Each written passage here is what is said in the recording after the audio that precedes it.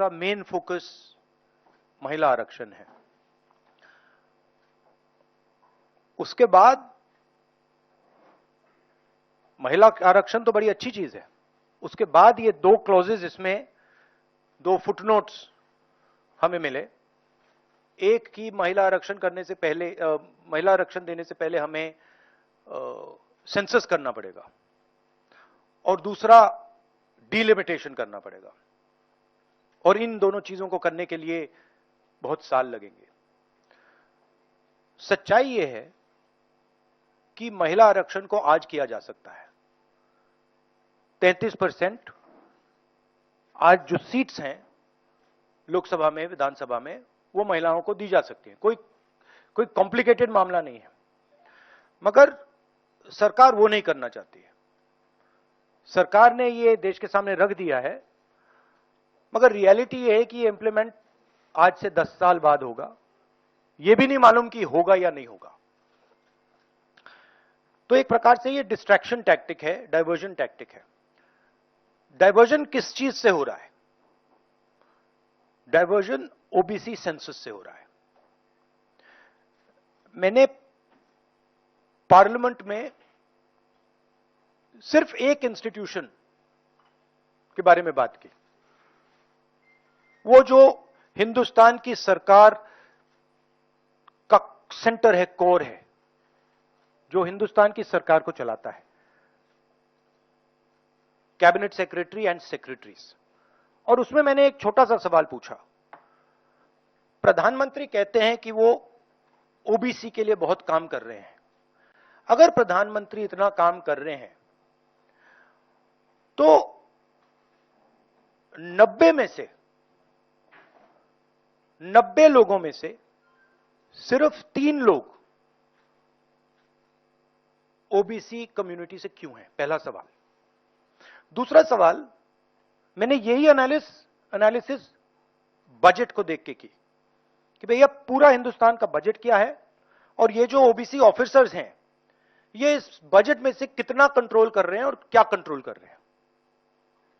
आदिवासी क्या कंट्रोल कर रहे हैं, दलित क्या कंट्रोल कर रहे हैं। ओबीसी हिंदुस्तान के 5% बजट को कंट्रोल कर रहा है, ओबीसी ऑफिसर्स। तो मुझे बात समझ नहीं आ रही है। प्रधानमंत्री हर रोज ओबीसी की बात करते हैं, ओबीसी प्राइड की बात करते हैं, मगर ओबीसी के लिए किया क्या?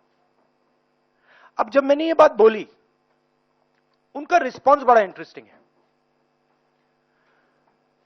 वो कहते हैं कि लोकसभा में हमारा रिप्रेजेंटेशन है। लोकसभा में रिप्रेजेंटेशन का क्या लेना देना है? मैं कह रहा हूं कि बजट डिसीजन जो लेते हैं, जो बजट को ऑफिसर्स हैं, जो बजट को कंट्रोल करते हैं, 5% ओबीसी निर्णय ले रहे हैं। और मैंने सिर्फ यह सवाल पूछा, क्या हिंदुस्तान में ओबीसी की आबादी 5% है? यह मैं जानना चाहता हूं। अगर 5% है तो फिर वो ठीक है, उसको मैं एक्सेप्ट करने के लिए तैयार हूं। मगर अगर वो 5% से ज्यादा है तो मुझे यह पता लगाना है, और एक बार मैं मन बना लेता हूं, मैं छोड़ता नहीं हूं, मुझे यह पता लगाना है ये ओबीसी हिंदुस्तान में कितने हैं, और जितने हैं उतनी भागीदारी इनको मिलनी चाहिए। अब आप किसी लोकसभा में किसी भी एमपी से पूछ लीजिए, लोकसभा को टेंपल ऑफ डेमोक्रेसी कहा जाता है। आप किसी भी बीजेपी के एमपी से पूछ लीजिए कि वो कोई डिसीजन लेता है, कोई कानून बनाता है, कोई कानून बनाने में भाग लेता है, किसी से भी पूछ लीजिए। बिल्कुल नहीं। ना कांग्रेस का एमपी इस लोकसभा में, ना बीजेपी का एमपी, ना कोई और इंडिया का एमपी कोई डिसीजन लेता है। मतलब एमपीज को जैसे मंदिर में मूर्ति होती है वैसे मूर्तियां बना रखी हैं, और ओबीसी की वहां पे मूर्तियां भर रखी हैं, मगर पावर बिल्कुल नहीं है। देश को चलाने में कोई भागीदारी नहीं है।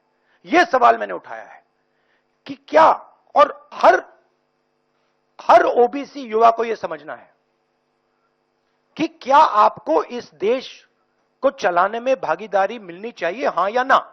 अगर मिलनी चाहिए तो क्या आपकी आबादी 5% है, हां या ना? यह सवाल है। और डिस्ट्रैक्शन इस बात से हो रहा है, बीजेपी को ये जो 2 पॉइंट्स हैं, महिला आरक्षण वाले, डिलिमिटेशन और सेंसस, इनको हटा देना चाहिए और एकदम महिलाओं को जो इज्जत मिलनी चाहिए, जो रिस्पेक्ट मिलनी चाहिए, जो भागीदारी होनी चाहिए, उनको एकदम वो कर दें। और कास्ट सेंसस का जो हमने डेटा निकाला था उसको पब्लिक कर दें, तो सारे हिंदुस्तान के ओबीसी युवाओं को पता लग जाए वो हैं कितने, और नया सेंसस कास्ट बेसिस पे करें। Thank you. और प्रधानमंत्री को अपने अगले भाषण में यह कहना है, यह समझाना है देश को कि हिंदुस्तान के सबसे जरूरी 90 अफसर जो हैं, उनमें से सिर्फ 3 ओबीसी क्यों हैं? यह मेन सवाल है। और मैंने दलितों और आदिवासियों की बात ही नहीं की अभी। अंग्रेजी में कह देता हूं। The BJP came up with the idea of a special session. We appreciated that idea. With a lot of fanfare and pomp, we moved from the old building to the new building. The Prime Minister, in a very dramatic gesture, carried the Constitution of India from the old building to the new building. And he said that he is passing a very important law. And we agree with him. Women's reservation is a central step in the empowerment of the women of India, and it is a critical step. But when we read the fine print, we found something very interesting. 2 little subtexts were there. Number 1, this will be done after delimitation. Number 2, this will be done after census. What it means is this bill will be implemented a decade from now. It is not going to be implemented today, and every woman in India should understand this.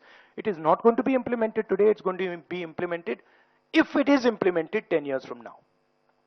So this is a diversionary tactic. It's a way of making everyone's attention move away. The question is, what are they moving away from? And the answer is the caste census. And I'd like to explain why. In my research for my speech, I looked at how many officers in the government of India, the senior most officers are secretaries, how many secretaries in the government of India come from the OBC community, how many come from the Dalit community, how many come from the tribal community. And I was shocked to find that 5% of the secretaries of the government of India, 3 officers in the government of India secretary level are OBC first. And then I asked another question, what budget do they control? And they control 5% of the budget. OBCs, Dalits, tribals, all put together control 6% of the budget. Tribals control 0.1 something of the budget.